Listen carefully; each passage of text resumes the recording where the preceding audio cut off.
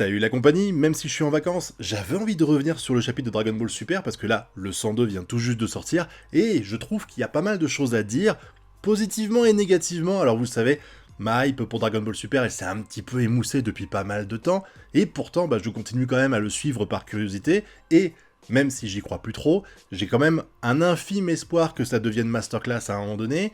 Bon là, c'est pas ce chapitre-là qui va me permettre de changer mon avis sur Dragon Ball Super en ce moment, mais il y a quand même des motifs d'espoir dans ce chapitre-là, même si le fond est pas super intéressant. On est dans la continuité de Dragon Ball Super Hero, où il se passe pas grand-chose, où c'est pas vraiment très intéressant ce qu'on a et tout ça, mais la forme, il y a des trucs plutôt cool. Alors pour commencer, je tiens à dire, bon, j'ai lu l'intégralité du chapitre, et vers la page 35 par là, après le combat qu'il y a entre Gohan et Goten Trunks, je crois qu'on a Vegeta qui dit « Quelle perte de temps !»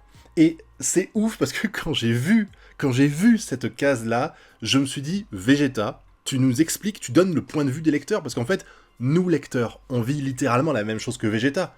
On observe le combat entre Gohan, Goten, Trunks, et après 30 pages, bon lui il a eu de la chance, il a pas eu de 30 pages puisque il a pas eu le début sur Terre, etc. Mais après ces 30 pages-là, j'ai eu l'impression d'avoir perdu mon temps. Parce que, dans le fond, on a eu un combat entre Gohan et Goten Trunks qui n'a... Alors, il a été intéressant, je trouve, parce qu'il y a il y a quelques petites choses qui sont cool, honnêtement. La chorégraphie des combats, j'ai toujours dit, je trouve que dans Dragon Ball Super, elle est pas dégueulasse, malgré tout ce que les gens peuvent dire. Il y avait des choses très intéressantes, il y a des prises aussi, que je trouve cool. C'est quelque chose qui avait quasiment disparu dans DBZ, le fait d'attraper quelqu'un, de le projeter, etc. Là, ici, c'est très présent, et ça fait vraiment plaisir, parce que ça me rappelle un peu le Dragon Ball de l'origine, de l'ancien temps, celui avant l'Arc Saiyan et tout ça, donc... C'était cool. Il y a eu aussi des moments avec le visage de Gohan et tout, que j'ai beaucoup aimé. Alors, je reviendrai pas sur le fait que c'est complètement débile que Gohan claque le SSJ1 avant de claquer la version Ultimate. D'ailleurs, on canonise le nom Ultimate, qu'il a jamais été de mémoire. Là, ça y est, ça l'est, puisque Trunks et Goten en parlent à un moment donné. Mais ce combat-là, en fait... T'as vraiment l'impression que c'est du remplissage. Genre, on dit à Toyotaro, faut que tu fasses 45 pages, et là, il fait « Ah bah merde !»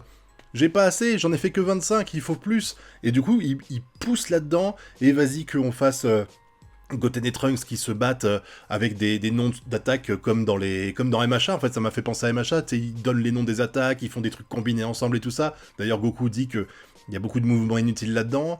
On a après un truc un peu plus intéressant, et puis le final avec évidemment la transformation en gros tanks, hein. Je comprends pas, j'ai l'impression vraiment que ils veulent humilier en permanence Goten et Trunks. À chaque fois qu'ils fusionnent maintenant, ils vont se foirer. C'est presque acté, et puis ils sont là, ouais, t'inquiète, on s'est entraîné. Mon cul, ouais, voilà. C'est du grand n'importe quoi. En fait, je sais pas pour vous, mais j'ai l'impression que on a été nombreux. Alors, je dis on, mais moi je comprends pas dedans, hein, parce que pour moi, en fait, comme DBS se passe entre la fin de l'arc-bout et la fin de Dragon Ball, dans laquelle Goten et Trunks ne s'entraînent plus du tout, ils ont arrêté complètement le combat, donc le fait de pas les voir dans le devant de la scène sur DBS, c'était logique pour moi, et ça me fait toujours marrer quand je vois des pros Dragon Ball Z t'expliquer « Ouais, DBS c'est n'importe quoi, ils ont abandonné Goten et Trunks », t'as l'impression qu'ils ont oublié comment ça finit DBZ, c'est incroyable d'avoir la mémoire en gruyère comme ça, mais en tout cas, ils ont décidé depuis l'arc super-héros là, de refaire travailler un petit peu Goten et Trunks, et c'est juste pour les humilier en permanence en fait. C'est uniquement ça, je veux dire, dans Dragon Ball Super, dans Super Héros, là, tous les passages qu'on a eu où ils sont en Super Héros avec Trunks qui... Voilà, je trouve que tous ces passages-là, en fait, sont là pour ridiculiser les deux personnages, j'aurais préféré qu'ils soient pas au devant de la scène. Déjà parce que ça crée une incohérence, pardon, par rapport à la fin de DBZ, c'est pas la seule, mais c'en est une grosse, je trouve, plus grosse que toutes celles que les gens essaient de trouver. Des fois, il y a des gens, ils cherchent l'incohérence, là, on la cherche pas, elle est devant nos yeux, elle nous saute aux yeux. Et en plus de ça, ils servent, ça sert à rien à part les humilier. Là, ils se battent. Goku lui fait une remarque du style « Oh putain, ils sont à la ramasse aujourd'hui, ils font plein de mouvements inutiles. » Derrière, t'as Vegeta, quand il voit le combat, il dit « C'est une perte de temps de les regarder s'affronter. » Et puis quand ils fusionnent, c'est pour te faire gros tank.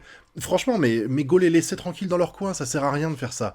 Faut vraiment abandonner Goten et Trunks. Si c'est pour en faire ça, ça a zéro intérêt. Là, on vient d'avoir 30 pages sur le début, je comprends même pas pourquoi on les a eues, en fait. Alors après, je sais qu'il y a des œuvres comme ça, où des fois il se passe des choses, et je me dis... ça va servir à un moment donné.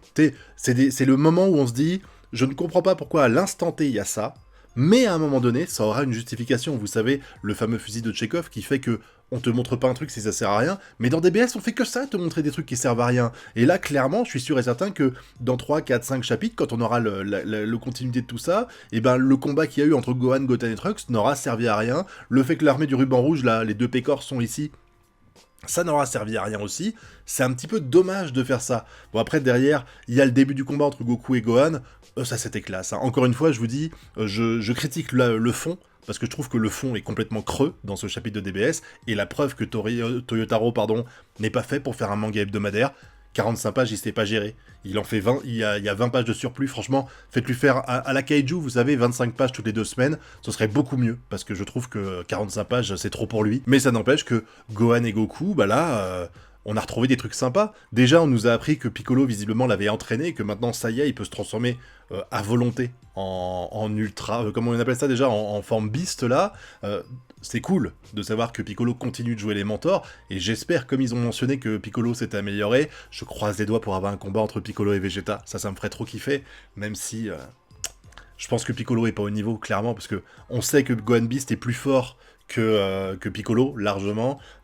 Si Gohan arrive à tenir tête à Goku Ultra Instinct, maîtrisé, bah je pense que Piccolo Vegeta le mange, mais au moins ça me ferait plaisir de voir un combat un peu équilibré entre les deux, mais ça, enfin après, il est en forme bodybuildé orange, c'est dégueulasse, mais il y a eu quand même des passages, je vous dis, j'ai bien aimé certains regards de Gohan, ou même de Goku, là on a eu vraiment l'impression qu'il y avait une sorte de respect et de puissance vis-à-vis... Enfin, ils se respectaient mutuellement, j'ai bien aimé le fait qu'ils se saluent, c'est quelque chose qui arrivait même plus dans DBZ, ce genre de choses, et même pour l'entraînement, et derrière, en fait, le combat qu'on a eu, on a vu quelque chose d'assez intense, et c'était plutôt cool. J'en profite également pour préciser que il y a beaucoup de gens, j'ai vu sur les réseaux sociaux, là, quand ils ont montré, quand ils arrivent sur l'île de Beerus, enfin sur l'île de Beerus, sur la planète de Beerus, il y a plein de gens qui ont dit « Oh, Broly, il est en train de faire du yoga, mort de lol et tout ça », faut arrêter les gars. Je veux dire, vous chialez quand Goku dit qu'il a oublié qu'il fallait méditer, et quand il essaye, Toyotaro, de régler ça en montrant de la méditation, vous arrivez à chialer là-dessus, alors qu'en plus, c'est tellement logique qu'il en fasse. Je rappelle que le problème de Broly, c'est pas la puissance, c'est la maîtrise de soi. Donc faire de la méditation, c'est presque la base pour lui, c'est presque le plus important qu'il doit faire, plutôt que s'entraîner à se battre avec Goku et Vegeta, c'est ça qu'il doit faire. C'est maîtriser ses émotions pour pouvoir réussir à tenir la forme ultime qu'il arrive à avoir et qui est quand même ultra badass, quoi, il arrive à la tenir sans forcément réussir... Enfin, il faut qu'il arrive à la tenir et à la maîtriser, et du coup, le fait de faire de la méditation, du yoga et tout, ça me paraît beaucoup plus cohérent. Mais bon, en tout cas, ce chapitre-là, encore une fois, comme d'autres, hein, où ça nous mène? Qu'est-ce que ça apporte? Voilà, c'est les bonnes questions qu'on peut se poser, c'est, comme dirait le chef, qu'est-ce que ça raconte? Qu'est-ce que ça raconte et où ça nous emmène?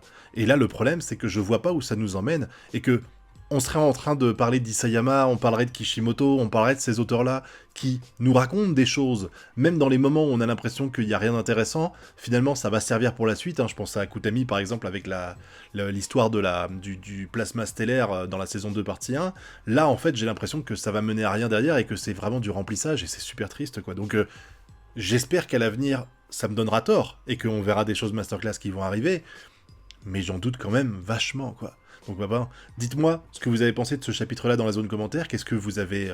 est-ce que vous avez de l'espoir pour la suite? Est-ce que vous avez aimé ce que vous avez vu? Ou est-ce que vous êtes comme moi et Vegeta à dire quelle perte de temps? Voilà. Dites-le moi. Et puis même, dites-moi aussi si vous avez eu des motifs d'espoir. Je vous ai dit, je trouve que la mise en scène des combats, c'était cool. Les regards qu'il y avait et tout ça, il y avait quelque chose en fait. Il y avait un côté badass qui ressortait de Gohan et Goku que j'ai apprécié, et que des fois j'ai du mal à voir dans DBS, donc ça m'a fait plaisir de le voir ici, voilà. Puis vous connaissez la chanson, le pouce bleu, l'abonnement et le partage. Quant à nous, on se retrouve bientôt pour de prochaines vidéos. Tchuss!